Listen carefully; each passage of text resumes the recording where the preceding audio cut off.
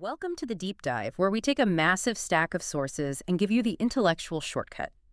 Today, we are immersing ourselves in Joran Oppelt's work, specifically his profound collection, Spiritual Edge, exploring the boundaries and evolution of religion. Yeah, and our mission today, really, is to tackle what feels like the defining challenge of modern life. This widespread crisis of meaning and belonging. Right. The sources are pretty clear that the traditional anchors, especially religious life, they've sort of failed to evolve, haven't they? So we need to figure out a path for what Oppelt calls a spiritual upgrade, like a new way of gathering that respects the old wisdom but actually works for us now in the 21st century. That tension is, absolutely central. I mean, for you, the listener, and for lots of us, the source material makes it plain. Many people are just, they're done with conventional forms of religious participation. Totally done. We've kind of rejected the old dogmas, the language that pushes people out, the ideas that feel, frankly, stale or even harmful. We said good riddance to the bathwater, you could say. But then the question is, what was the baby we accidentally tossed out with it? Precisely.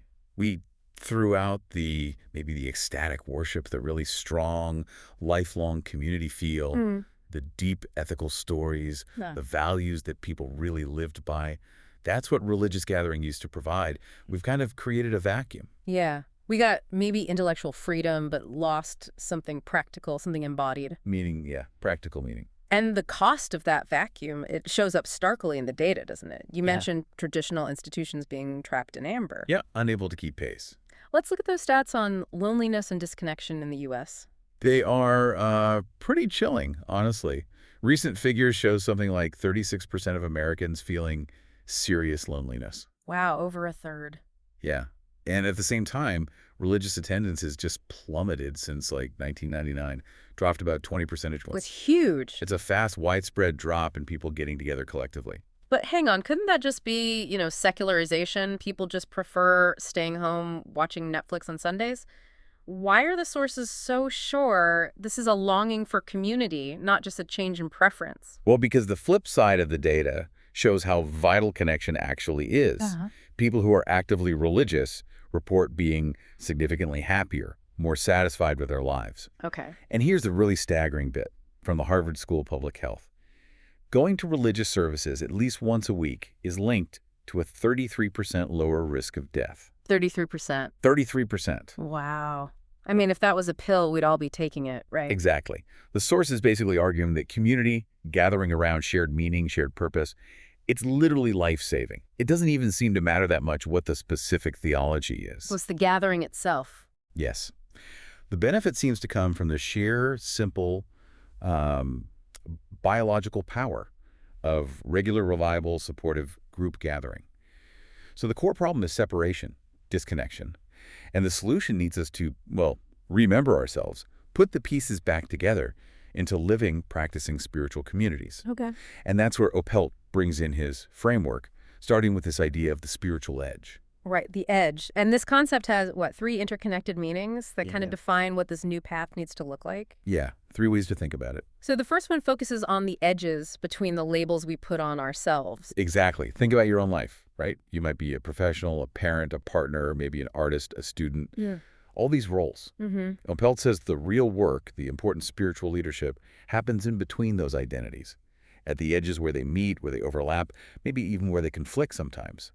It's about integrating your whole self. Okay, that makes sense. And the second meaning, that sounded more existential. Standing on a precipice. Yeah, it's more evocative, isn't it? Like your toes are right over the edge of a cliff. It's about facing the unknown, not knowing what's next. Finding the courage. Yeah, finding the courage, the faith to take that next step when you can't see the ground. Trusting something will catch you, like a net of transformation. Is that just for big life crises, though? Or does it apply day to day? Oh, absolutely. Not just the big stuff. That's the great thing. Yes, it applies to divorce, job loss, grief. But it also applies to deciding to have that difficult conversation. Or starting a creative project you're scared of. Exactly. Or just letting go of some old grudge. It's that constant kind of courageous push just beyond what feels comfortable or known. And the third definition, that brings in ethics. Right. Edge can also mean having an advantage or privilege. So the question becomes, what's your specific edge? Your experience, your skills, your background. And how do you use that? Yeah, how do you leverage that edge, that privilege, to contribute something positive, to put more good out into the world. So that third edge connects the personal growth straight to social impact. That feels crucial for an integrated spirituality. It really is. But, tying all three of these edges together needs a pretty fundamental shift in how we think. We have to move away from that rigid dualistic either-or thinking. The kind that traps older spiritual paths. Yeah, the kind that makes us feel forced to choose. Like, do I focus only on my inner meditation practice, or do I ignore that and go fight for social justice? Or do I stick only with ancient tradition? Or do I chuck it all out for something brand new and modern? Right. The Source argues that's like trying to drive a car with only one wheel working. Yeah. You need all four. This integral approach, this both-hand spirituality, it aims to be radically inclusive. Holding multiple perspectives at once. Yes. It means fostering deep personal growth and pushing for social change. It means valuing ancient wisdom while actively embracing new ways of making meaning. You don't have to choose reason or reverence. You need both. Okay, so if we're aiming for this both-hand inclusivity, that means we have to accept that different spiritual paths. Well, they aren't just slightly different roads up the same mountain, are they? No, exactly. They may be aiming at fundamentally different peaks. Which brings us back to that point from Stephen Prothero in God is not one. That's such a powerful realization, isn't it? Religions aren't just different paths to the same goal. They're often unique systems designed to solve very different human problems. And understanding that is key to why we might need what the Source calls a non-monogamous spiritual approach. Okay, walk us through a few of those examples again, because they really nail the differences. Sure. So Christianity, its core identified problem is sin, right? That's separation from God. And the solution offered is salvation through Christ's grace. That's a very specific problem-solution set. Okay, then you look east towards Buddhism. And it completely reframes the issue. The problem isn't sin, it's suffering, dukkha, caused by attachment, by clinging. The solution, awakening, nirvana, the end of that suffering. Totally different goal. And Hinduism, problem. Maya, the illusion that we're separate individuals, that this reality is the only reality. Solution. Moksha, liberation from that cycle of illusion and rebirth. Again, a distinct framework. Even Islam has its own focus. Absolutely. The problem is identified as pride, hubris, thinking we can act independently of God's awareness. The solution is submission, surrender. I mean, the word Islam means surrender. And Judaism's core problem is often framed as disconnection, exile, with the solution being return, remembrance to Shuva, whether physically or spiritually. Exactly. So you look at that list: sin, suffering, illusion, pride, exile. You've basically got a toolkit designed to fix 5 different kinds of human issues or perceived flaws. Right. So given that amazing array of tools, the author asks, why would you limit yourself to just one? Why wouldn't you want access to all those potential solutions through a kind of integrated spiritual practice? But then, doesn't that risk becoming spiritual consumerism? Just dipping a toe in here, taking a bit from there, without real depth. Is non-monogamous just a nice way of saying spiritual window shopping? That's the million-dollar question, isn't it? Yeah. And the Source is really clear. This approach demands deep commitment to practice, not just shallowly collecting labels. Okay. It's not about mashing together a bit of yoga, a bit of Kabbalah, a bit of Christian contemplation into some weird hybrid. It's about building a more sophisticated operating system, the spiritual upgrade, that can appreciate and utilize the wisdom from various traditions without destroying their integrity. And that sophisticated operating system, that's laid out in the 5 suggestions framework for integral spirituality. This sounds like the blueprint. Pretty much. It's how we try to live critically, compassionately, competently, consciously, and creatively in this new landscape. These are the actionable parts. Let's unpack a couple of those. They sound like the real takeaways. How about the first one? Critical but not cynical. Right. This means being willing to use science, use reason to examine truth claims, but also being okay with mystery, with not knowing everything. So challenging dogma. Yes, using reason to challenge dogma, but without losing reverence for the things we can't easily explain or prove. It avoids both blind faith and dismissive cynicism. Okay. And the third one sounds really key for community. Competent, but not rigid. What does competence look like in a spiritual group? It means we have to constantly get better at how we do things, how we interact, how we handle challenges. It sort of replaces the idea of a single, all-knowing guru with a group of committed people who, importantly, know how to disagree more competently. Disagree more competently. I like that. Yeah. Instead of just falling apart or avoiding conflict, Competency means having actual skills and maybe even agreed upon processes for debate, for resolving conflict, for correcting course as a group, making sure disagreement helps you grow instead of tearing you apart. That's a skill set every community needs, spiritual or otherwise. Totally. And then let's jump to the fifth. This new spirituality has to be creative, meaning it has to be generative. It needs to constantly produce new things, new experiences, new art, new music, new interpretations, new rituals. It can't just be passive consumption. So not just sitting back and receiving the same old message week after week. Exactly. It's about actively building the culture, adapting traditions, maybe even creating entirely new forms that speak directly to this moment right now, not just inheriting something passively. Okay, so you take these sophisticated, integrated principles, critical, compassionate, competent, conscious, creative, and you try to apply them to the messy reality of life today. That leads us to the huge challenge of reimagining community itself. Absolutely. The source uses that metaphor, comparing Martin Luther King Jr.'s beloved community ideal with something like Walt Disney's EPCOT. Yeah, the experimental prototype community of tomorrow. Which was always meant to be under construction. The beloved community isn't a finished product. It's a living, evolving project. And the huge difficulty, the real work, is connecting the whole spectrum of human experience within that project. You have to bring together people who are suffering, people facing oppression, people just comfortable in the status quo, those with privilege, those with power. You can't have a healthy community if those groups are totally separate or just shouting past each other. No way. So how does this integral approach handle those moments of really intense social conflict? The source brings up that viral video moment years back with the teenager in the Magico hat and the Native American elder. That was such a flashpoint. It really was a painful picture of polarization, wasn't it?